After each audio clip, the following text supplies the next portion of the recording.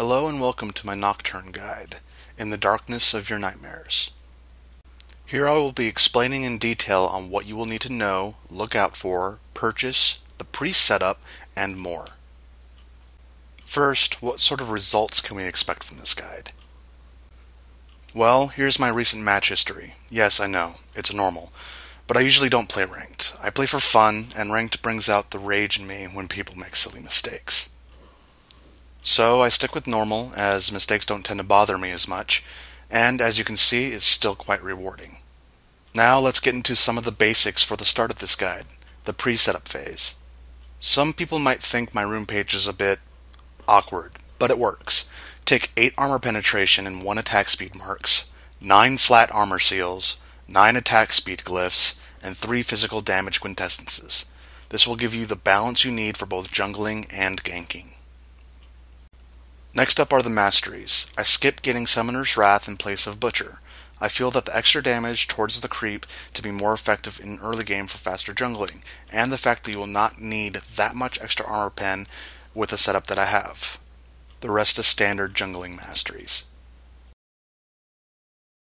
For spells, you're going to want to get Exhaust and Smite. Exhaust is useful for guaranteeing a gank kill, as well as can be used defensively while ganking. For instance, while ganking bottom, you can exhaust the AD carry while you put the pain onto their support, letting you then focus on the carry after the support is dealt with. Your skill level up sequence is going to be Duskbringer, Shroud, Duskbringer, Unspeakable Horror. You will then max out Duskbringer by level 9, followed by maxing out Unspeakable Horror at 13, grabbing a level into your ultimate at every available opportunity. As with items, it's pretty straightforward. Grab level 1 boots and 3 health potions to start off with. You will then do everything in your power to obtain Madrid's Razor as soon as possible, followed by finishing it into Wriggle's Lantern. By the time you get Wriggles, you should also have enough gold, hopefully, to get your Berserker Greaves. Next you'll be working on the Brutalizer, moving it into Ghostblade.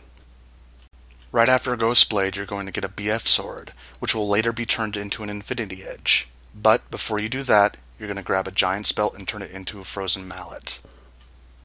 Next, turn that BF Sword into the Infinity Edge, and then work your way into getting a Bloodthirster. Once that is complete, you're going to be saving up for your last item, which is completely situational. Depending if the game has lasted this long even, whether it be a Guardian's Angel, Thornmail, or any other sort of survivability item. Remember not to sell your Wriggles too early for this, as you still get some bonuses for having it equipped. Alright, your pre-setup phase is complete. Now let's see what you actually have to do in-game. Let's go ahead and overview this game that I went 12, 0, and 5 in. First thing that you'll probably notice is that their team is going to be extremely hard to gank, Leona being the only reasonably easy target. The next thing you'll be looking at is each player's summoning spells. Anyone with a flash and escape mechanic is going to be extremely hard to gank. Getting these to go off so you can successfully gank is key. Next, you will want to be wary of anyone with exhaust. This can put you in a bad position, especially if yours is on cooldown. Next, look at where the players will be laning at. In this game, it seems to be Vladimir mid, Mundo top, Corki and Leona bottom, and of course, Shaco jungling. You need to pre-game yourself here, figuring out how you're going to successfully gank each of these lanes. After purchasing your starting items, you're going to go to Wolves. Sit at the corner that is closest to your blue. Hopefully you'll get a little help to kill them, otherwise it takes just a second too long to get vision on blue in time. Once wolves are down, head to blue and get a leash. Use smite immediately after using your Q, and use your first health potion after the first hit from the blue goal.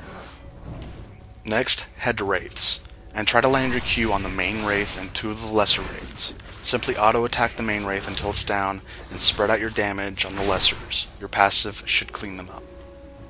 Next, head down to red, and just focus on the red Lizard, using Q every time it's available. Use a health potion on the second or third hit that's on you. Move on down to double golems and use your Q like normal. Your smite should come up as the golems are about to die, so save it for wraiths. Move back up to wraiths and wait until they spawn. It shouldn't take that long. Hit your Q and smite the main wraith instantly. It should die and clean up the lesser wraiths. You are now level 4, and it should be around 3 minutes and 30 seconds or less in the game. This is the opportune point to gank. Check all 3 lanes and see if any are overextended. If they are, start moving towards that lane. If not, go back to wolves and clean them up and buy some time. When wolves go down and a lane is still not overextending, you need to make a move so you do not waste the red buff. Even getting some damage on a champion that make them B is useful for your teammate that is laning against them. Mundo is the best option at this point, so I head that way.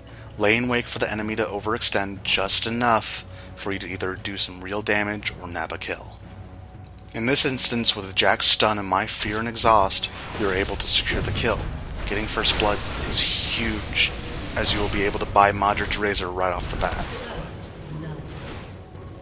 You will be doing decisions like this throughout the game, focusing on ganking at exactly the right time. Another instance of this is when I gank Vladimir.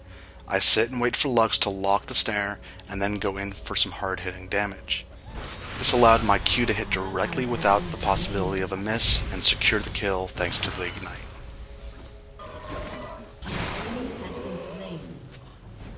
Now it's time to go at bottom and do some damage. I start moving in as soon as bottom starts pushing into them. Janna hits with her tornado, and all goes to hell for the enemy team.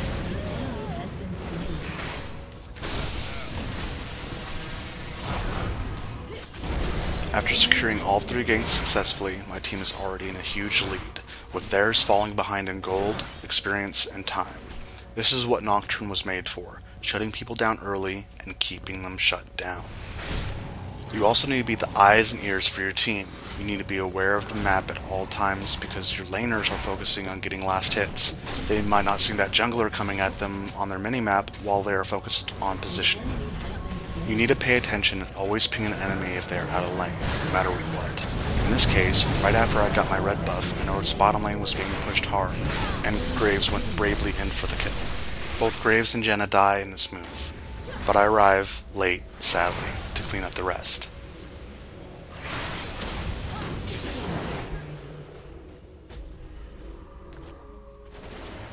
In this next part, it's good to keep in mind on the vision of your enemies. Hiding behind this wall keeps me invisible to Shaco until it's too late. Rampage.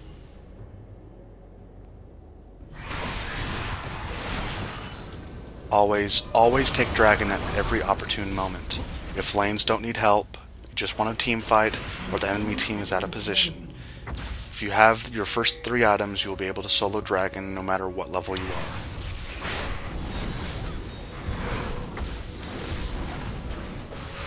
Remember, as a jungler, it is your job to try to save your teammates from trouble. Keep in mind that you should never jump into a battle that you, by yourself, cannot handle.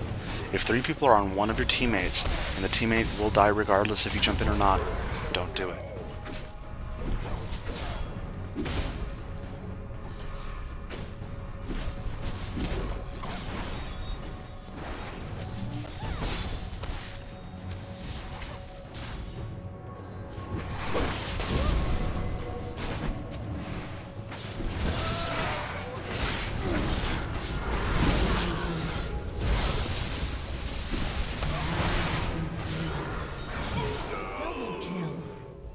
The next thing to know is that Nocturne is amazing at taking down turrets, and it gives you so much room for ganking as a jungler after you take them out.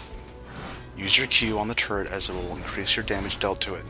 If it is off cooldown and you can take out the turret with it, activate your Ghost Blade. After destroying the turret and purchasing my Ghost Blade, I notice Mundo is way overextended. This gives me an easy kill with activating my ulti. Also, keep in mind the rotation when going in with an ulti. It's R, then W when you're about to land, E, then Q, and, if off cooldown, Ghost Blade. It can be changed situationally, but this is the safest way to go, as people tend to get CC crazy whenever they see a champion flying at their face. This also makes it safer for your Q to land correctly. Speaking of which, it is suggested to use Smart Cast with all of your abilities. This allows you to cast every one of your spells almost instantaneously.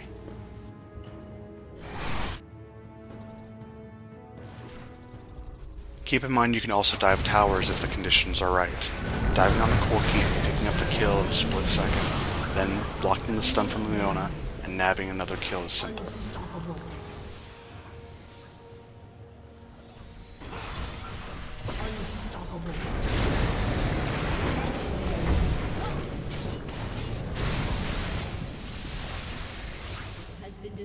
One thing you must also be aware of is that Nocturne is mana hungry.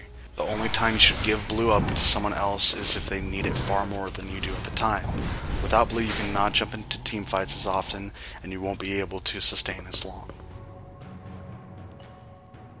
Also keep in mind that these are real people you are playing against. They all make decisions, random or intellectually, and those you need to exploit. In this situation, Graves is pushing bottom and is quite fed himself. Even with Shaco and Corki there, I noticed Leona was mid and might come over to help support against the push. I lay awake inside the bush for her in case she came, and kill her quite quickly, noticing almost instantly that Lux is having trouble in mid. And with that, the surrender vote succeeds. Nocturne is about timing, patience, reaction, awareness, and more. Focus on one of these at a time until you start perfecting them, and I guarantee you, you will do this just as I am in these games. If you have any questions, please feel free to ask in the comments, and I will try to reply back to you when possible. And that's Nocturne for you, ladies and gentlemen. See you next time.